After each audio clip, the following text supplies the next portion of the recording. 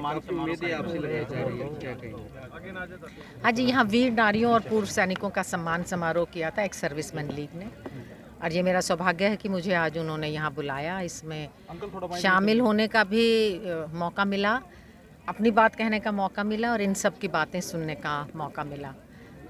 मेरा ये मानना है, जो सैनिक हमारे देश की हिफाजत करते हैं उनके मान सम्मान की रक्षा करना, उनके सारे ही हितों की रक्षा करना, चाहे वो उनके स्वास्थ्य की, उनके परिवारों के हितों की रक्षा करना हर सरकार का फ़र्ज़ होना चाहिए। मुझे ऐसा लगा ना तो यहाँ के जो सैनिक परिवार थे वो अग्निवीर योजना से बहुत खुश नहीं हैं, तो इसके लिए सरकार को भी कुछ करना चाहिए। कभी मौका मिला तो हम भी करेंगे।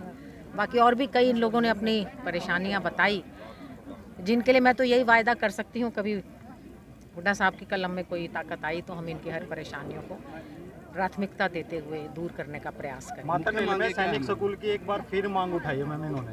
बहुत पुरानी मांग है, बार बार उठती रही है, और मुझे नहीं मालूम क्या अड़चन है, क्योंकि शायद पैसा भी आया है, ग्रांट भी मंजूर हुई थी, कहाँ क्यों अटक जाती है ये मुझे मालूम नहीं।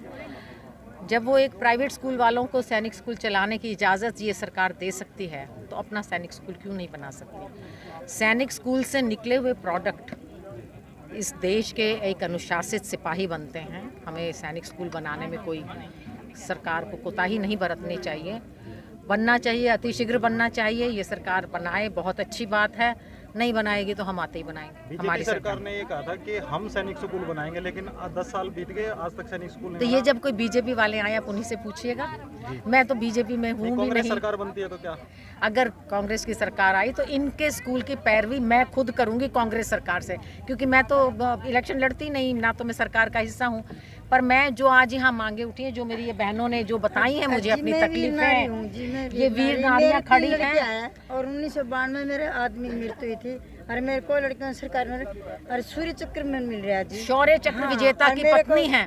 तो जितनी मैं इतनियों से मिली हूँ, सभी ने अपनी अपनी बातें रखी हैं, और अगर कांग्रेस की सरकार आती है तो मैं इनकी बातें ज़रूर पहुँचाऊँगी।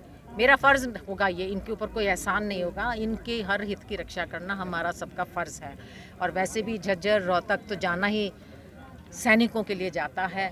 जय जवान जय किसान का नारा अगर कहीं चरितार्थ होता है तो इस धरती पे होता है। इस धरती को मेरा नमन है जो इतने सैनिक देती है, इस धरती को मेरा नमन है जो जिसने इतने अच्छे किसान बनाए हैं। अगर हम किसानों और इन जवानों की और इन जवान वीर नारियों की, जो जवानों के परिवार हैं, उनकी हम हितों की रक्षा नहीं कर सके तो हम एक अच्छे भारतीय नागरिक नहीं। लगातार आपके दौरे चल रहे हैं, क्या लग रहा है कि आप भी चुनाव लड़ने की तैयारी में हो?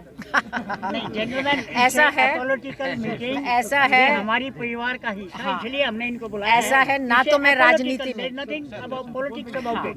ऐसा है कि ना तो मैंने आपको पहले भी क्लियर किया कि ना तो मैं सरकार में, ना मैं इलेक्शन लड़ती, ना मैं कोई अफसर, मैं तो एक महिला हूँ। ये मेरी बहनें हैं, मैं इनका दुख दर्द सुनने जानने आई थी, और इन लोगों ने मुझे बुला के मौका दिया। ये मेरा सौभाग्य है कि इन्होंने ये समझा मुझे इस काबिल, क्योंकि मैं भी एक ऐसे परिवार से आती हूँ जहाँ बहुत से मेरे भाई, कजन्स सभी फौज में हैं, इसलिए इन्होंने ये मौका दिया और मैं आई और इनकी बातें मैंने सुनी। अग्निवीर का कितना नुकसान आप मानते हैं? बहुत ज़्यादा, बहुत ज़्यादा, बहुत ज़्यादा। फ़ौज में जो एक जज्बा होता है, वो एक जो परमानेंट कमीशन जवान का या ऑफिसर का होता है, वो एक 4 साल की भर्ती वाले जवान में नहीं हो सकता। हमारी फ़ौज कमज़ोर होगी, यहाँ हमारा समाज कमज़ोर होगा, ऐसा मेरा